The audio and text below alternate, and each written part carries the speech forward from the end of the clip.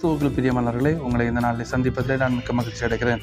ஆண்டவராகிய இயேசு கிறிஸ்துவுக்குள் நீங்கள் யாவரும் சந்தோஷமாய் சமாதானமாய் இருப்பீர்கள் என்று விசுவாசிக்கிறேன். இந்த நாளிலே தேவன் நமக்கு தந்திருக்கிற நல்ல வசனத்துக்கு நேரம் நாம் கடந்து செல்லலாம்.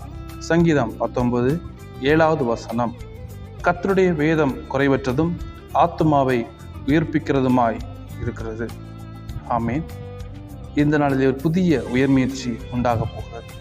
யார் அவருடைய வேதத்தின் படி நடக்கிறார்களோ, அவருடைய வேதத்திலே வழியை தேடுகிறார்களோ, அவருடைய வேதத்திலே ஆலோசனையை தேடுகிறார்களோ, அவருடைய வேதத்திலே நன்மையை தேடுகிறார்களோ, அவருடைய வாழ்க்கையில் நன்மை குறைவில்லாமல் இருக்கும். இருளடைந்து போன நிலைமை வெளிச்சமாய் மாறும். சத்து போன நிலைமையிலே காணப்படுகிற, உயிரற்று போன நிலைமையில காணப்படுகிற நிலைமை மாறி அது உயிர்ப்பிக்கிற ஒரு நிலைமை உண்டாகும். மறு வாழ்வு தருகிற ஒரு நிலைமை உண்டாகும். அது எங்கிருந்து உண்டாகும் என்றால், கர்த்தருடைய வேதம். கர்த்தருடைய வேதத்தை யார் பின்பற்றுகிறார்களோ, கர்த்தருடைய வேதத்திலே தான் குறைவற்ற நன்மை இருக்கிறது, குறைவில்லாத நன்மை இருக்கிறது, குறைவில்லாத ஜீவியம் இருக்கிறது, குறைவில்லாத ஆலோசனை இருக்கிறது. அந்த ஆலோசனையில யார் நடக்கிறார்களோ அவருடைய வாழ்க்கையில ஒரு புதிய உயர்முயற்சியை நாம் காண முடியும்.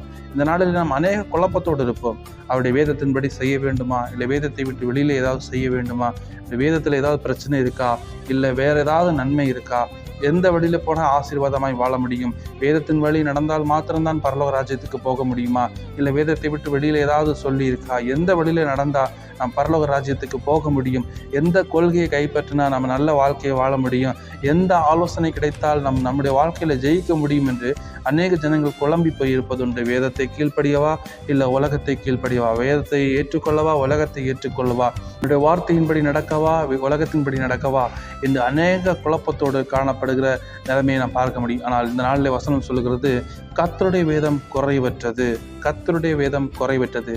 உலக வாழ்க்கையா இருந்தாலும் அது குறைவற்றது, ஆவிக்குரிய வாழ்க்கையா இருந்தாலும் அது குறைவற்றது. ஏனென்றால் அங்கே நிறைவான ஆசீர்வாதம் உண்டு, அங்கே நிறைவான கட்டளை உண்டு, அங்கே நிறைவான தீர்க்க தரிசனங்கள் உண்டு, அங்கே நிறைவான நன்மை உண்டு, அங்கே நிறைவான ஆலோசனை உண்டு, அங்கே நிறைவான கர்த்தருடைய வார்த்தை, குறைவில்லாத ஒரு வார்த்தை நமக்கு தேட தேட தேட தேட நம்முடைய ஆவிக்குரிய கண்கள் திறந்து நம்முடைய வாழ்க்கைக்கு தேவையான ஆலோசனை, வாழ்க்கைக்கு தேவையான காரியங்களை நாம் கண்டுகொள்ளும்படியான குறைவற்ற வேதம் நம்முடைய கையிலே ஆண்டவர் தந்திருக்கிறார். அந்த வேதத்தின்படி நாம் நடப்போம். குழம்பி போய் கலங்கி போய் எதை கீழ்ப்படி, எதை ஏற்றுக்கொள்ள, எதன்படி நடக்கணும்னு குழம்பி கொண்டிருக்காமல் கர்த்தருடைய வேதத்தை நாம் பற்றி கொள்வோம் என்றால், கர்த்தருடைய வேதத்தை நாம் ஏற்றுக்கொள்வோம் என்றால், கர்த்தருடைய வேதத்தை நம்முடைய இருதயத்துக்குள்ளே பதித்து வைப்போம் என்றால், அவருடைய வேதத்தின்படி நடப்போம் என்றால், நிச்சயம் நம்முடைய ஆத்துமாவிலே உயிர்மீழ்ச்சி உண்டாகும், நம்முடைய ஊழியத்திலே உயிர்மீழ்ச்சி உண்டாகும், நம்முடைய பிசினஸிலே உயிர்மீழ்ச்சி உண்டாகும், நம்முடைய கல்வியிலே உயிர்மீழ்ச்சி உண்டாகும்,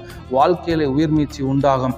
அந்த உயர்மீழ்ச்சி உண்டாகும்படியாக, அந்த வெளிச்சம் உண்டாகும்படியாக கர்த்தருடைய வேதத்தை விட்டு நாம் வெளியே தேடிக்கொண்டிருந்தால் உயிர்மீழ்ச்சி அடைய முடியாது. அந்த குழப்பத்தை நாம் இந்த நாளில் நிறுத்திவிட வேண்டும்.